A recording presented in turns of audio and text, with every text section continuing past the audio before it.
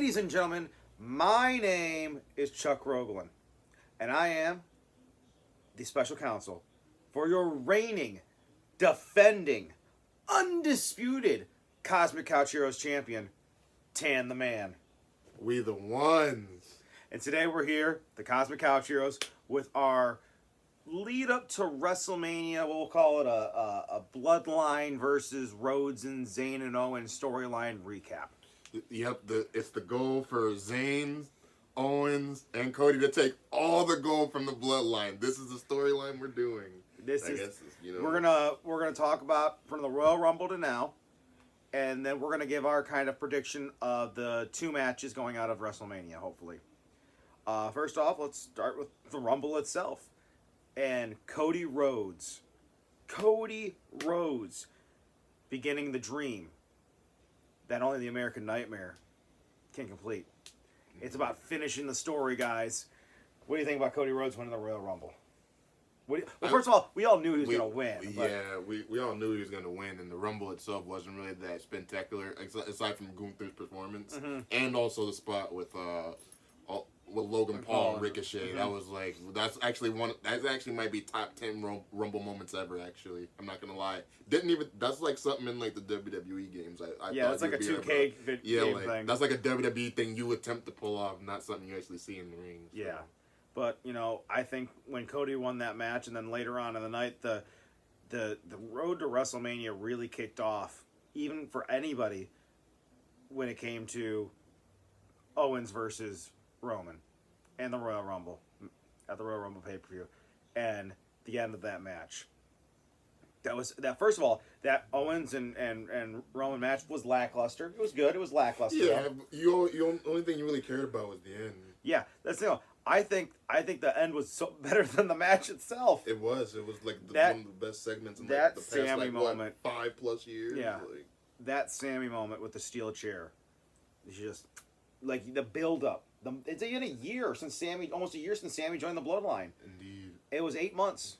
And for the build-up for that to be the shot. And then we fast forward, we get to, SmackDown and leading up to the Elimination Chamber, the build-up for Sammy and Roman. And Cody telling Sammy, I want to face you at WrestleMania. And then it goes into the Elimination Chamber match in Montreal. Really good match. That the pay-per-view and the and Sammy versus Roman and the hype that match had, and the pops and the crowd and everything.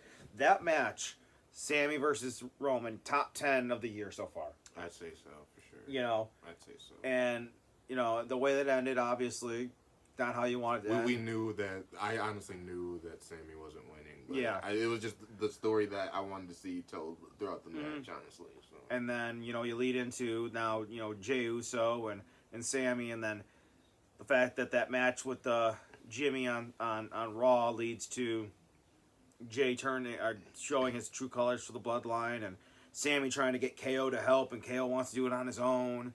It's just all the intertwining of like bringing Cody in and having them try to patch the friendship of KO and Sammy. I just love how dramatic it is between Sammy and KO, considering like one of the moments considering KO debuted a little bit before Sammy won the NXT title, and then Apron powerbombed him in like one of his first appearances, but like now he's like all mad, like you're not my friend, like maybe I should just like you're asking me to do this, but like you're not my friend, like and I love them. I love it, but like it's so dramatic. I love that segment on SmackDown where it's like where Sammy's like, we don't have to be friends, we just have to fight together. And for KO, it's not about being friends. And Sammy said it best when KO was leaving the arena. They're brothers. They're not friends. They've been together in from everything from ROH to Canada Pro Wrestling all the way back. Their entire careers have been intertwined. Indeed. And they're not just friends, they're brothers. And that's going to be the difference. It's going to be the real brothers versus the Usos. Get it? Because they're thicker than blood. So they bled each other's blood, and it's going to be great at WrestleMania. And then the fact that they changed the storyline up for Cody and Roman. All it was about finishing the story to win the title that Dusty never won. And now it's so much more than that. It's the kid that Dusty always wanted versus Dusty's kid. Yeah. Who really is the greatest? And the fact that Cody, Sammy, and Kevin are also cool in real life, it just adds a little bit more like realness dynamic to it as well. So and everything leading up to this past Friday on SmackDown, where Sammy and Kevin had that whole thing, and then Sammy confronts Jay in the ring to end the show, and Kevin comes out and they embrace. That's the loudest pop of a crowd I've heard in quite some time. I get out. So. And it's not going to be as loud as the pop that Cody's going to get at WrestleMania when he wins that title. Yeah, that's going to be crazy if that happens. Well, we already know Night 2 is going to be headlined by Roman and Cody. Yep, Night 1 is going to be Charlotte Flair versus Rhea Ripley. Now, people have speculated about the match layout, and the rumored layout is Sammy and Kevin go on right before Cody does. Really? Yeah. So the Bloodline will main event Night 2, back to back. So, what do you think about that? Putting the Bloodline basically on the... Let's face it, Night 1's Night 1. Night 1's basically your would have been your mid-card matches. And then you have one main event match, which is Charlotte and Rhea. That would go on Night 2. But let's be honest. Night 1's all mid-card. And then the one other match is your main event that goes on Night 2.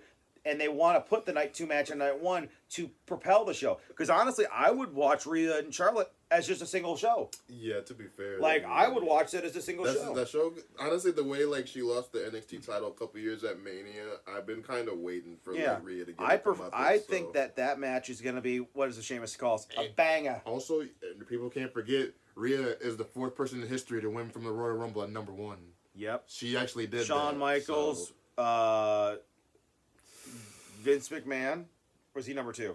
No, he was number 2. It's Edge. So it's Shawn Michaels, Edge, and Rhea Ripley. Yeah, so, it's 3 people have ever won it from one. Yeah, 3. But then, I think Edge and Balor Hell in the Cell is gonna be good.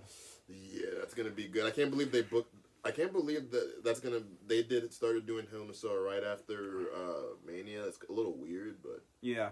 Well, I don't think that the Hell in the Cell is gonna be its own pay-per-view anymore. Hopefully they just use it as like a like a feud ender like they used to. Yeah, that's the way it should be. Yeah, but I'm excited. I'm excited for all the stuff that's gonna happen. But this Bloodline feud specifically, is going to be. It's just 3 years in the making. Yeah, this is like gonna be a payoff of like 3 whole years of storytelling. Yep. Of Roman not being able to be beat. He's not been pinned since 2019. Yes. Not been pinned since 2019. Guys, if you think about it this way, Goldberg didn't even get that Goldberg streak. I don't even think lasted that long of not being pinned. All in '97 until like late '98. Yeah, so even Goldberg didn't go 3 years without being pinned. Yeah. I think the longest streak of somebody not being pinned is Hogan, and that's 5 years. We can't forget Bruno Sammartino. And Bruno, but I'm saying, but that's a long time, guys. In the current Pedro Morales. In the current state of pro wrestling and sports entertainment, that's a long time. No, to hold the fans' attention for 3 years, that's actually not something they've been. And the legends he's gone through: Edge, Cena, Goldberg, Brock. He's beaten Balor, he's beaten Sammy, he's beaten KO, he beat Edge and Daniel Bryan in the main event of Mania. Yeah. He actually stacked them both on top of each other and for the pinned them. Yes. So, what makes Cody so different? I mean, he's the American Nightmare. He's got adrenaline in his soul. Well, he made. Honestly, this is a lot of long-term storytelling because if you remember, there's actually this storytelling actually goes back because if you remember the Rhodes family versus the Authority storyline, and going all the way back to the Shield versus the Rhodes. Yeah, Shield versus the Rhodes. So you got to think about it this way. This is actually, and his first year back, he's knocked off one member of the Shield, but he was gone. In AEW, he knocked another member of the Shield off in matches. So technically, to finish up his beating members of the Shield, all he has to do is beat Roman. So, and I will say, those matches against Seth Rollins were bangers. So I'm hoping for a Roman Reigns, Cody Rhodes banger. I feel like Roman's pure brutality and against Cody's ability to be a natural in the ring.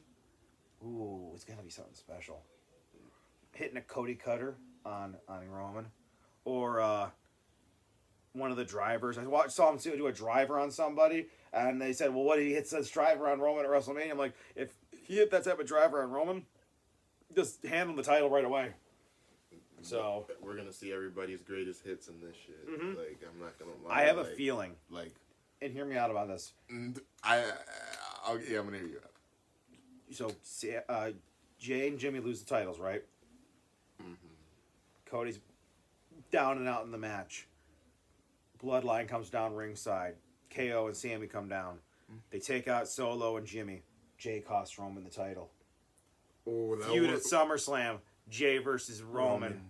Oh, that is a good long-term story. And that literally, that's your long-term storytelling. And you give Cody the titles. Yeah, pretty much, because like that would be the ultimate payoff to the bloodline, and it would also make it not drag on too long. It started with Jay and Roman, and it ends with Jay and Roman. That's really good long-term storytelling. Yeah. That is perfect. And you know who does that type of storytelling? The man in creative. Triple H. Yes. There's a reason they call him the cerebral assassin, because he's long-term thinking. Yeah, no. I don't think right now, currently, I don't think there's anybody left that could take that title off Roman except for Cody. Yeah, because like you can't have Jay do it. Jay's not the caliber enough to take it off him. Not gonna lie, Cody's he's definitely put himself almost of all time in top 10 baby faces. It's like from like his run so far. Yeah. So not to mention just the crowd reactions. You heard that he goes out, whoa. Like his music. I know that's become a trend for like, in wrestling to like sing the wrestlers' entrances. But nobody does. No one does it like they do to Cody though. Yeah, they're just like the next closest one is Judas for Chris Jericho. Yeah, they do shout Judas for Chris Jericho. But what? Tell us what you guys think down in the comments below. Don't forget to like and subscribe. Again, I am the advocate for the reigning, defending, undisputed Cosmic Couch Heroes Heavyweight Champion of the World, Tan the Man. I'm Chuck. Tan the Man, and we the ones. And you're watching the Cosmic Couch Heroes. We out of here.